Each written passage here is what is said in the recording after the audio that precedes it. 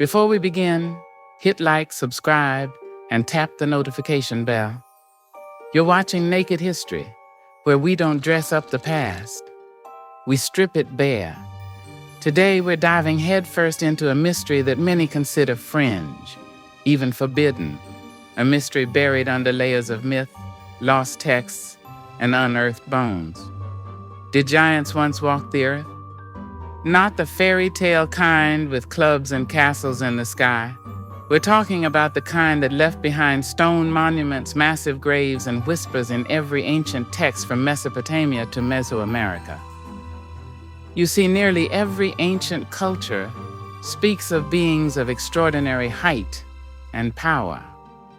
From the Nephilim of the Bible to the Titans of Greece, from Norse frost giants to the Anunnaki of Sumer, the stories echo each other with eerie similarity.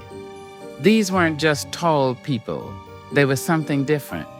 They ruled, they built, they fell, and they were feared. In the Hebrew Bible, the Nephilim are described as the offspring of divine beings and human women. There were giants in the earth in those days, Genesis says, and also after that, when the sons of God came in unto the daughters of men. It's not a metaphor, it reads like a record. The book of Enoch, a text once considered sacred and now removed from the Standard Bible, expands on this. It describes watchers, celestial beings, who descended, interbred with humans, and gave rise to a race of monstrous giants. These giants became violent, destructive, and uncontrollable, forcing God to wipe the slate clean with a flood. You find the same themes in other ancient cultures. The Greeks told of the Titans, massive beings born before the gods, powerful enough to wage war against Olympus itself. The Norse had Jotnar, the frost giants who existed before the world was shaped. The Sumerians believed sky gods, the Anunnaki, created humans, ruled over them, and then vanished. In the Americas, the Choctaw, Paiute, and Sioux all spoke of red-haired cannibalistic giants that once roamed their lands. Entire oral histories revolve around these beings. Is it all a coincidence?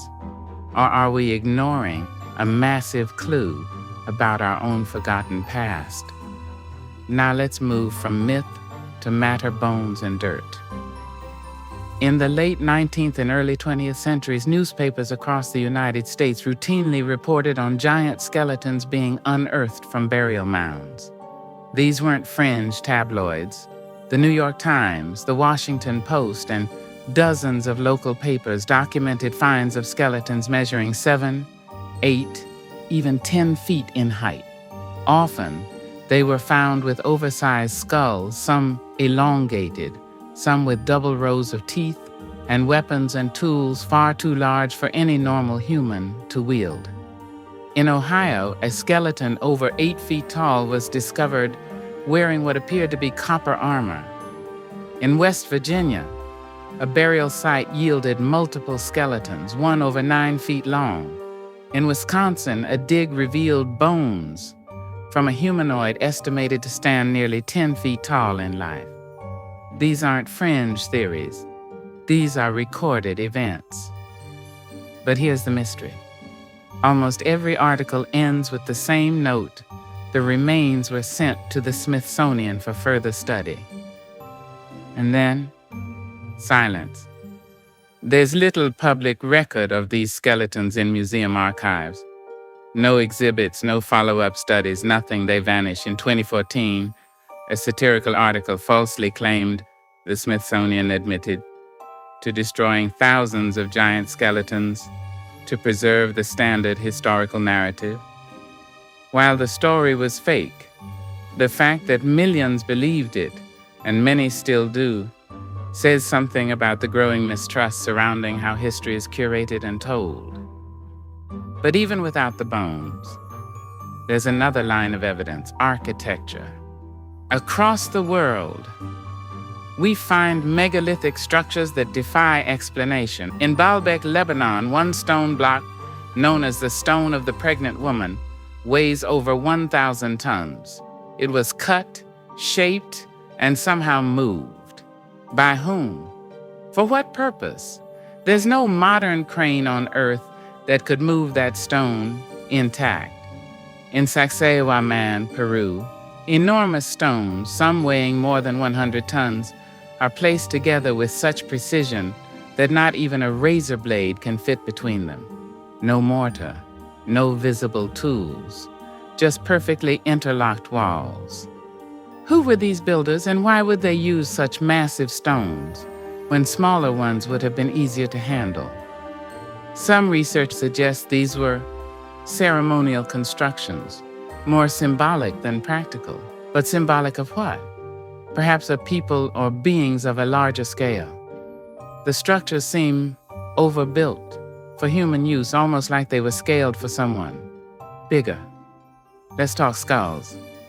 In Paracas, Peru, archaeologists discovered dozens of elongated skulls, unlike any others in the world. At first, scientists thought this was due to cranial binding, an ancient practice where infant skulls were shaped using boards. But recent DNA analysis has shown something shocking.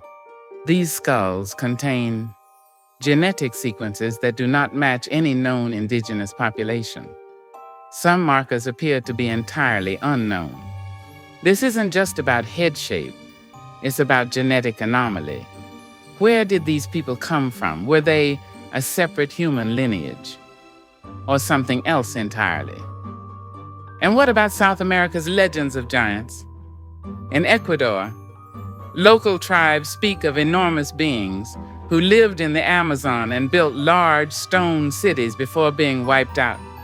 In 2013, a team of explorers claimed to find one of these lost cities deep in the rainforest, complete with stone platforms, strange pyramidal structures, and giant-sized tools. The site has yet to be officially excavated, but the locals call it the City of the Giants. It's not just the Americas. In Sardinia, ancient stone tombs called giants' graves dot the landscape, enormous burial chambers with disproportionate dimensions. Legends in the area speak of the Shardana, a race of giant warriors who lived before the Romans and fought with superhuman strength. Massive bones have reportedly been found during excavations, only to disappear shortly after discovery. Again, stories repeated and lost. Even in modern times, soldiers in war zones have reported strange encounters. One story that refuses to die is the Kandahar giant, an alleged 12-foot humanoid reportedly killed by a U.S. military unit in Afghanistan. The creature was said to have 6 fingers on each hand, fiery red hair, and incredible strength. The story first surfaced from a former Special Forces member. Whether myth or disinformation, it has captivated researchers for years. Let's go back to texts for a moment, because stories like these have been told for millennia. Plato described a race of powerful beings wiped out by cataclysm. Native American petroglyphs show giant figures towering over humans. Medieval maps labeled unexplored lands as home of giants. Even the Dead Sea Scrolls, the oldest biblical texts we've ever found, refer to beings of great size who corrupted the earth. So why is the concept of giants so taboo? Maybe because it challenges everything. If giants existed, then the conventional timeline of human evolution, slow, gradual, and neat, breaks apart. It suggests lost knowledge, lost species, lost power structures. The flood myths of dozens of civilizations suddenly gain consistency. The megalithic monuments become less impossible. The hidden bones start to make sense. And perhaps that's the real reason we're told it's all myth. Not because it isn't true, but because if it is true, then a lot of what we've been taught isn't. The absence of proof is not proof of absence, especially when the alleged proof, the skeletons, the skulls, the bones, keep going missing. Especially when ancient texts speak plainly and repeatedly, especially when cultures separated by oceans describe the same beings towering, powerful, otherworldly, fallen. So what are we left with? A tapestry of global stories, physical ruins we can't recreate, skulls we can't explain, bones we can't find, and a growing suspicion that the truth is out there just beyond the reach of accepted history. Maybe giants didn't roam the earth the way we imagine, but maybe something did. Something bigger, stronger, and older than us. Maybe we share this planet, not just with what is seen, but what is buried, hidden, and almost forgotten. And maybe, just maybe, someone wants it to stay that way. If this made you rethink everything you know about history, smash that like button, subscribe, and drop your thoughts in the comments. Do you believe there's truth buried beneath the myth? Have we underestimated what ancient humans or ancient beings were capable of? At Naked History, we chase the stories others bury, and this one still has bones to dig up.